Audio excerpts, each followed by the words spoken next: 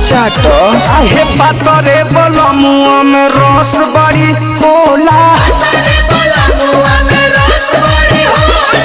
पातरे बलमुआ में रस बड़ी होला हाँ तो घोर के पियो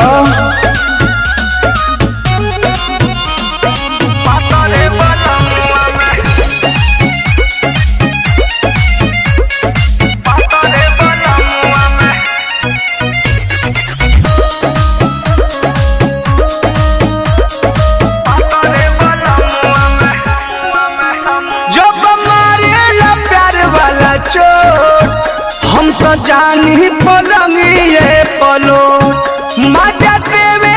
ताजा सजनावा खाके किसमिस काजू अखरोट नहीं देखेला टाइम दिन हो की रात खेला करे शुरुआत कके मीठी मीठी बात कुल कर दहिया पिया के कोको कोला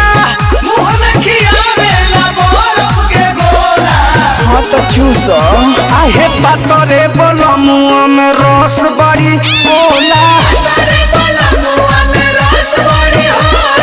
पातरे बलमुआ में रस बड़ी होला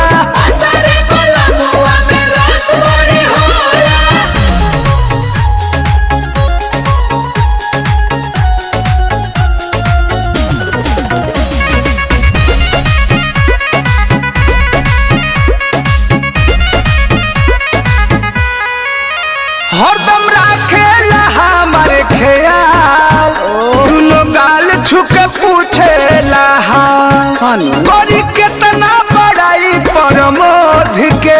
जोड़ी मिलल एकदम कमाल नहीं रखे उपास पूरा करे लायास रहे दूरे न कान्हा आनंद अभिलाष